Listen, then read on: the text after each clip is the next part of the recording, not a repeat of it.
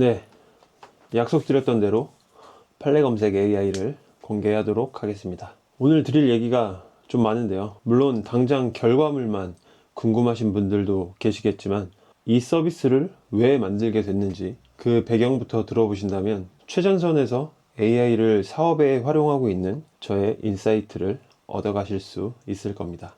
제가 첫 번째 책인 불편한 AI를 집필하면서 자료조사를 하던 때 미국에서 굉장히 충격적인 사건이 있었는데요. 한 변호사가 챗 GPT가 써준 판례를 법원에 그대로 제출했다가 변호사 자격증이 정지됐던 사건이에요. AI가 워낙 그럴듯하게 말을 잘 지어내기 때문에 사람이 검토를 하더라도 속아 넘어갈 수 있거든요. AI가 만들어낸 가짜 판례, 할루시네이션이었던 거죠. 그런데 놀랍게도 최근에 비슷한 사례가 또 발생했습니다. 같은 이유로요.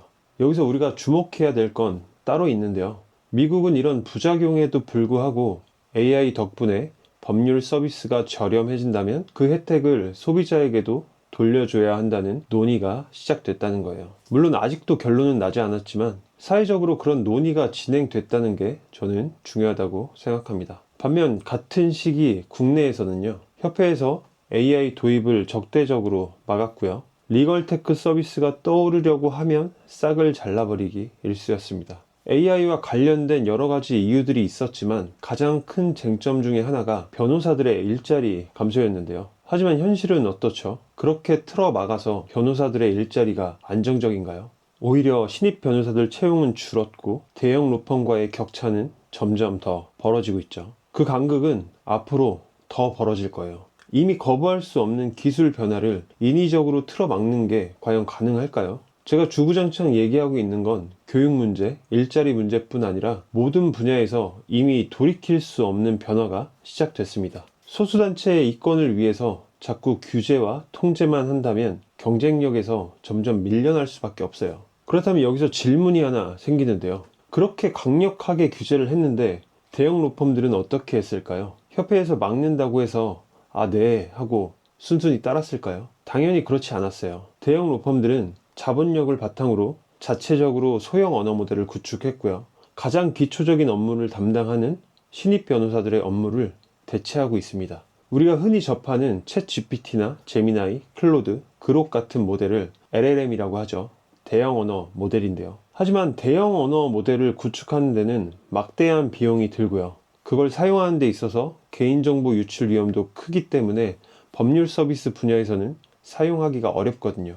이런 배경 때문에 등장한 게 소형 언어 모델인 거예요. 거대 언어 모델만큼 천문학적인 비용은 아니지만 소형 언어 모델도 여전히 거대 자본이 필요합니다. 개인이 만들기 어려웠던 만큼 대형 로펌과 같은 곳에서는 이미 자체적으로 구축해서 활용하고 있는 거죠. 결국 우수한 도구는 늘 자본력을 가진 쪽으로 먼저 흘러가기 마련이니까요. 하지만 지금은 또 많은 업데이트가 일어났죠. 개인 변호사들이나 소형 로펌 역시도 충분히 소형 언어 모델을 만들어서 활용할 수 있습니다. 지금 벌어지는 이 간극을 조금이라도 메꿀 수 있을까? 그게 바로 제가 이 사이트를 만든 이유기도 하고요. 물론 시중에 이미 판례 조사나 변호사와 상담을 연결해주는 이런 비슷한 서비스들이 많이 있습니다. 그런데 일반인이 사용하기에는 영 불편하더라고요. 정확한 법률 용어들을 알아야 되고요. 비슷한 판례들이 너무 많이 나오는데 어떤 게 내 상황에 알맞는 건지도 모르겠고 판례를 하나하나 다 읽기는 또 너무 힘들고요. 법률 용어에 무지한 제가 사용하기에는 너무나 불편하고 힘들더라고요. 그래서 법을 공부하는 학생이든 소송을 준비하는 일반인이든 그냥 궁금해서 찾아보고 싶은 누군가라도 쉽게 찾아볼 수 없을까? 이런 고민을 해봤어요.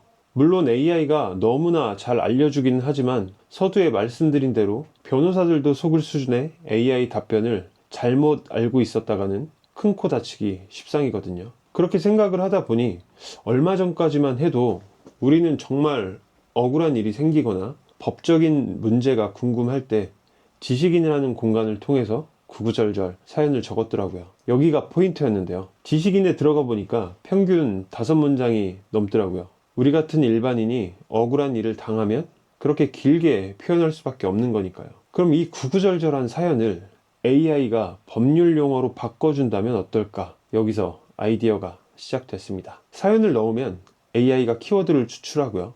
관련 판례와 판시를 찾아오는 거죠. 그런데 판례 검색만 하기에는 여전히 이 AI 시대에 불편하다라고 생각이 들었습니다. 일단 우리는 기본적으로 질문을 했으면 심플하게 답을 얻길 원하죠. 수십 페이지 판례를 들여다보려고 하면 머리부터 아프니까요. 그럼 여기서 AI가 들어와야 되는데 또 고민이 커졌습니다. 이 할루시네이션 문제를 어떻게 해결할 수 있을까? 이건 특정 단체들의 이권과도 관련이 있는 문제라서 잘못 건드렸다가는 제가 오히려 다칠 수 있다고 생각했거든요. 이때 제가 가장 신뢰하는 노트북 LM 방식이 떠올랐습니다. 그래서 이 방식을 넣어야 되겠다고 생각했고 AI 요약 기능을 도입하되 자체적으로 새로운 답변을 생성하거나 내용을 만들어내지 않도록 했습니다. 오직 조사된 판례 안에서만 내용을 요약하고 그 출처를 누르면 원문이 열리도록 시스템을 구축했어요. 그리고 다음은 데이터 확보와 관리 비용 문제였는데요. 많은 분들이 비용은 어떻게 감당하느냐고 물으시더라고요. 저는 부자가 아니고요. AI 서비스 구현을 위해서는 필수적으로 API 비용과 실시간 판례 데이터를 효율적으로 처리하기 위한 클라우드 저장 공간이 필요했습니다. 물론 만만치 않은 비용이에요. 데이터는 20만 건 이상의 판례를 수집하고 중복되거나 유사한 내용을 필터링해서 최종적으로 12만 건의 판례를 확보했고요. 데이터를 벡터화해서 저장했기 때문에 클라우드 비용은 부담이 그렇게 크지는 않습니다. 문제는 AI 사용에 대한 API 비용 문제였는데요. 그래서 판례를 종합하고 요약하는 기능은 5회로 제한을 뒀습니다. 일반 검색과 판례 열람은 당연히 무제한 무료고요. 서비스 운영에 큰 무리가 없다면 이 방침은 계속 유지할 생각이고요. 앞으로도 주 1회 정도 업데이트를 통해서 새로운 판례를 지속적으로 학습시킬 예정입니다. 완전 무료로 회원가입도 없이 누구든 바로 쓸 수 있습니다. 그리고 변호사분들도 환영합니다. 판례와 판시 검색 그리고 AI 요약 기능은 똑같이 사용할 수 있습니다. 저는 변호사 자격증이 있는 사람이 아닙니다.